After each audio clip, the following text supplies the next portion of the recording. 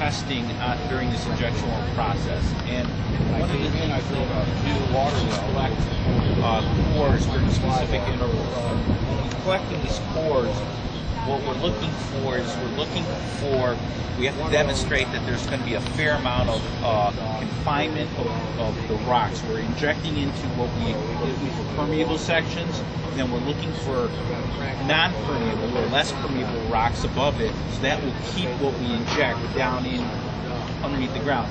What we're trying to avoid is we don't want the water that we inject in, the wastewater and the brine, to migrate into the underground source of drinking water. And so that's essentially, we run permeability tests on the rock and to show the proper amount of confinement for this well to function. And when we grab these cores, we kind of have, based on our experience of having done these other wells and other data that's available, we kind of pick the sections beforehand of where we think we're going to find the right amount of confinement. And obviously sometimes you get lucky and you hit it, sometimes you're going to grab cores that are going to be not as tight. So using as an example, if you can see here you've got a rock and it's actually got a fair amount of porosity. As you can see, there's a lot of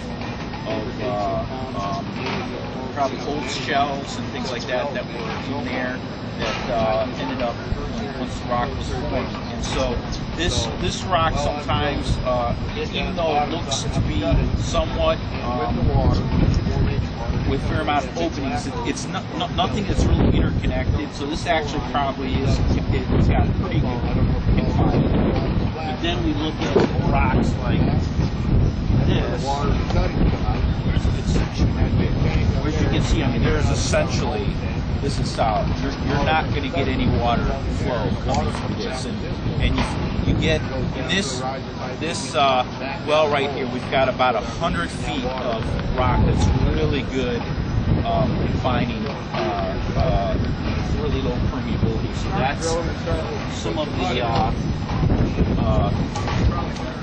information that we can use. Now you can see the difference between the white rock and the brown rock, and I guess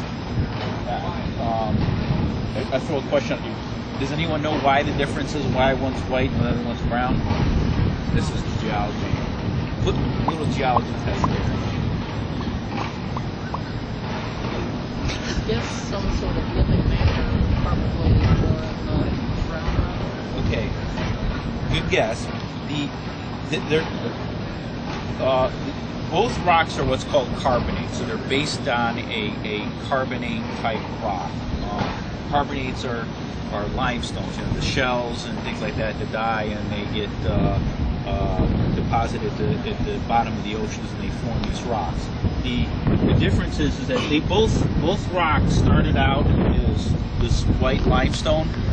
However, through the many millions of years, as ocean levels have gone up and down, and as groundwater flows through the ground, the groundwater picks up various types of other ions in the water, like magnesium and sometimes iron. And what happens is you get, over many millions of years, the interactions of the groundwater and the rock, they kind of cause certain minerals to replace themselves. So what ends up happening is in zones where the water sometimes tends to flow a fair amount, you get the calcium, the magnesium replaces the calcium in there. Instead of having the limestone, you end up with a dolomite. And that replacement causes that brown color because the magnesium mineral has a different texture to it. And once that replacement occurs, the dolomite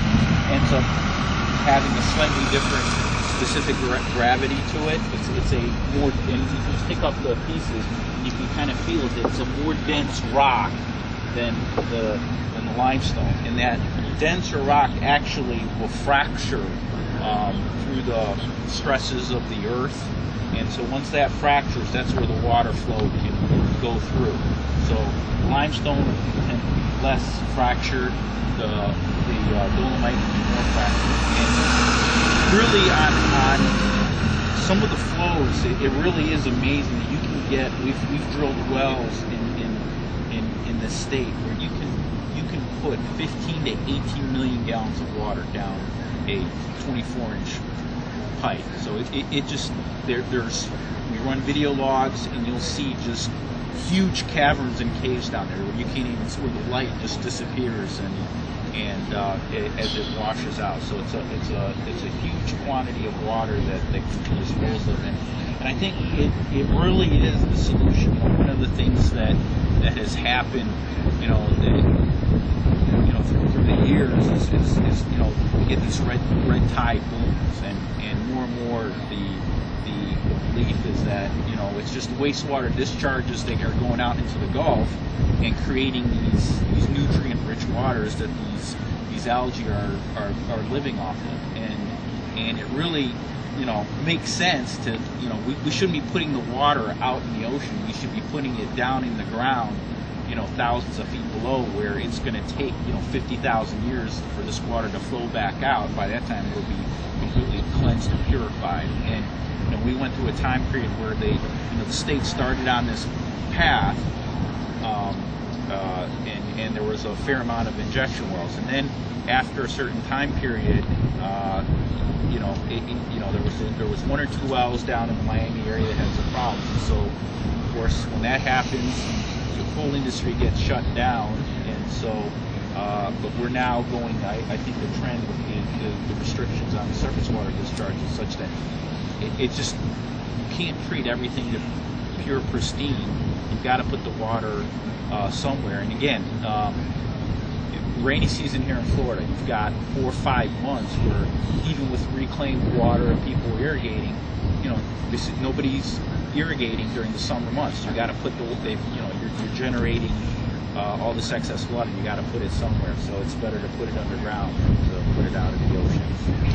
Surface water discharge is getting so restricted, and it's going to get more and more stricter anyway. Exactly. That's a trend that's apparent. Yes, and that once you on these even with the wastewater rules, you still generally have to meet reuse standards to go down these wells. Those are what are called the municipal injection wells. This actually is going to be an industrial well, which is it's got a little bit tighter permitting restrictions on it, but the water quality is such that they don't have to monitor the water quality going down as long as it's not a hazardous waste, which is it's all municipally driven. They don't have to do any type of additional monitoring or any type of adjustment to the water flow, so water quality. So that's a really good solution for that. Once you got the well built up and running, it's for operators. It's so much easier than figuring out what their discharges, and I've got to do all this type of sampling. I've got to mix my water, because typically nowadays the operators are diluting their mixtures to try to meet all the surface water rules with injection well. You have to do that. So you guys are also adding in the extra reuse water, right? This thing. Yes. So did that impact the permitting any way? Yeah, it's an extra level. But this well, because it's taking the brine, it's classified as an industrial well, and that in and of itself there's an additional level of. We'll get into that when we get up inside. We'll talk about the tubing, an extra tubing that we have to put inside the well. So it kind of superseded the. Yeah. Well, you know what? I'll let Cameron will talk about the rig itself, but we can just maybe talk a little about their equipment that's out here. These wells, because we have, you said, various strings of casing in there, they're all cemented in. And so they use, when you're talking about 1,500 feet of pipe, you're talking about 3-4 inch diameter around the pipe. There's a fair amount of cement that goes into these during the construction. And so they have, essentially, they bring their own dry bulk cement in these, store them in these bins, and then use it. Because one of the things that the drilling companies learned early on is if you order cement and you wait for it to show up when you want it to show up, you know, these guys will be waiting for half a day or a day, and they really need to be keeping these projects going along. So they determined that way they get the dry cement in here at the beginning of the project, and that way that takes one less worry about the project. We generate a fair amount of water. During these drilling, none of the water gets discharged off the site. They recirculate everything that they're generating, because it's a process where they're blowing air down into the top of the drill bit that's turning, and that air drives the water back up and it brings the rock back out of the ground.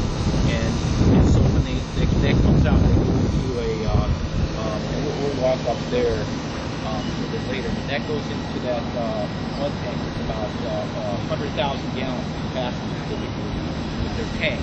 And then once the rocks settle out, they pump the water back down into the well, and this process starts to work. While they're drilling,